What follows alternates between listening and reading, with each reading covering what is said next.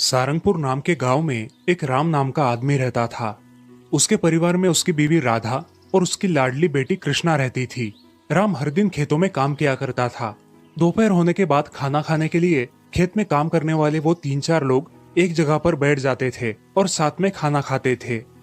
अरे राम, आज तुमने डिब्बे में क्या लाया है? अरे मैंने पराठे लाए हैं। तुमने क्या लाया है?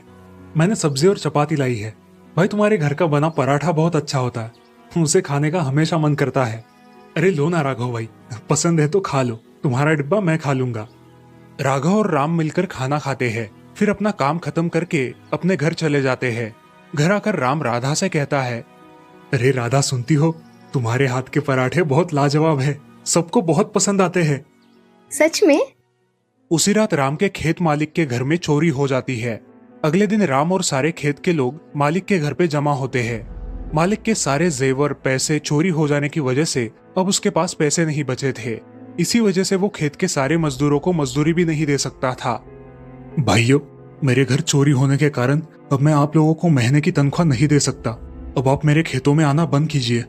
अरे मालिक, ऐसा मत कीजिए मालिक। राम, अगर तुम मेरे खेतों में काम करोगे तो मुझे तुम्हें कुछ देना पड़ेगा, लेकिन अब मेरे पास कुछ भी नहीं है।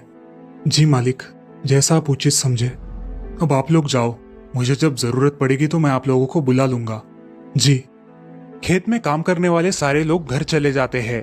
उनमें से कुछ लोगों को दूसरे खेतों में काम मिल जाता है, लेकिन राम को कोई काम नहीं मिलता। ऐसे ही बहुत दिन बीत जाते हैं। वो घर पर ही रह रहा था। क्या किया जाए जिससे घर का खर्चा निकले? अजी, क्या हुआ है? आप सोच में डूबे हो। 15 दिन से ठीक से खाना भी नहीं खा रहे हो। अरे कुछ नहीं, सोच रहा हूँ कि घर का खर्चा कैसे निकाले, कुछ पैसे मिल जाने चाहिए। अजी, आप चिंता क्यों करते हो? हम कुछ कर लेंगे, आप इतना मत सोचिए। अगले दिन राधा के दिमाग में एक कल्पना आती है। वो अपने पति से कहती है, अजी सुनते हो, मेरे दिमाग में एक अच्छा आइडिया आया है। क्यों ना मैं अपने हाथों से बनाए पराठे बेचना शुरू करूं? हाँ, तुम्हारा ये विचार बहुत अच्छा है। चलो, हम कल से ही पराठे बनाएंगे। लेकिन राधा, इसमें तुम्हारी बहुत सहायता लगेगी और तुम्हें बहुत मेहनत भी करनी पड़ेगी। जी आप उसकी चिंता ना करें, मैं सब संभाल लूंगी। राम और राधा अगले दिन पराठे और चटनी बनाकर बाजार में बेचने चले जाते हैं। बाजार में पहले से ही एक पराठे बेचने वाला मौजूद होने के कारण उनके पराठों की ज्यादा बिक्री नहीं होती। वो बचे हुए सारे पराठे एक अनाथ आश्रम में देकर अपने घर लौटते हैं। अजी, कोई भी हमारे पराठे खरीद नहीं रहा है, अब हम क्या करें? अरे राधा, ऐसे सोचोगी तो कैसे होगा?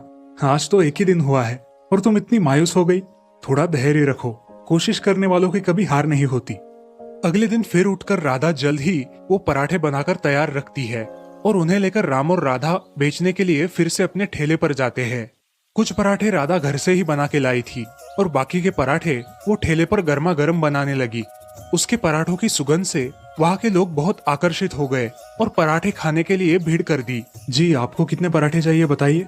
राम, मुझे 10 पराठे चाहिए, बहुत सारा घी लगा कर देना। जी हाँ, बहुत सारा घी डालता हूँ। उनके बनाए हुए पराठे अब लोगों को बहुत पसंद आने लगे। धीरे धीरे उनका व्यापार बढ़ने लगा। अब उनके दुकान पर इतनी भीड़ हो जाती थी कि पराठे भी कम पड़ने लगे थे। लोग उनके पराठों के दीवाने हो गए थे। ऐसे ही एक दिन उनके गांव का सबसे अमीर आदमी रामचरण उनकी दुकान पर आया और राम से कहा, अरे राम, मेरा कुछ काम है, तू करेगा क्या? हाँ करूंगा ना, आप बताइए तो सही। अरे मेरे घर मेरे बेटे का कल जन्मदिन है, तुम्हें पता है ना, हर साल मेरे बेटे के जन्मदिन पर पूरे गांव को दावत होती है। मैं सोच रहा हूँ कि उसके जन्मदिन पर तुम पराठे बनाओ। जी हाँ, कर लेंगे साहब, आप चिंता मत कीजिए। हो जाएगा ना राधा? जी जी, हो जाएगा। उस दिन रामचरण और राधा अपने घर गए और सोच में पड़ गए। हम इतने सारे पराठे कैसे बनाएंगे? मैं भी यही सोच रहा हूँ। अगर ऑर्डर पूरी नहीं हुई तो हमारा नाम और रामचरण जी की इज्जत मिट्टी में मिल जाएगी। अब जबान दी है तो पूरी करनी पड़ेगी। हाँ, लेकिन पूरे गांव को पराठे बनाकर देने हैं, कैसे हो पाएगा? चलो सो जाते हैं, सुबह जल्दी उठकर देखेंगे। तभी अचानक उनके घर में बहुत बड़ा प्रकाश आया। दोनों भी उस प्रकाश को देख के डर गए। अरे कौन है? इतना प्रकाश कहाँ से आया? अरे कौन है? सामने आओ। तभी उस प्रकाश के बीच एक आकृति बन गई और उन दोनों के सामने खड़ी हो गई। उसे देखकर वो दोनों और डर गए।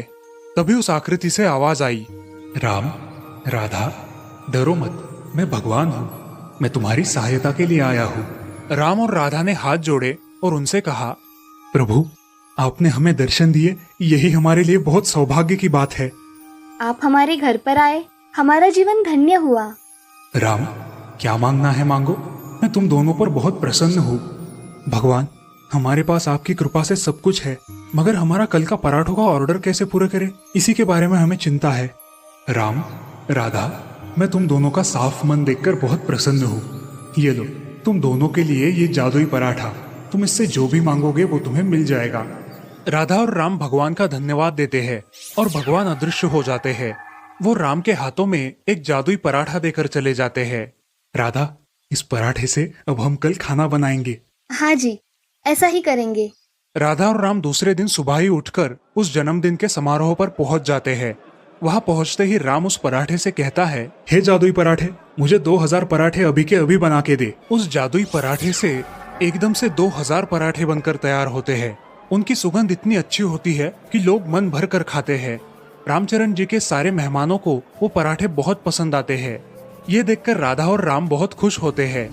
अपने मेहमानों को देखकर रामचरण भी बहुत खुश हो गए और राम से कहा, राम, राधा, तुम दोनों ने तो कमाल कर दिया। यहाँ के सारे लोगों को खाना बहुत पसंद आया। ये लो तुम्हारे पैसे। धन्यवाद साहब, आपने हम पर इतना विश्वास दिखाया, यही बहुत है हमारे लिए। हम हमेशा आपके आभारी रहेंगे। धन्यवाद रामचरण जी। राधा और राम खुशी खुशी घर चले गए, भगवान का बहुत धन्यवाद किया और अब अपने दुकान पर अलग अलग तरह के पराठे बनाकर बेचने लगे। उस जादुई पराठे की मदद से दोनों ने खूब तरक्की की और अब गांव में पराठे वाली राधा और पराठे वाला राम नाम से जानने जाने लगे।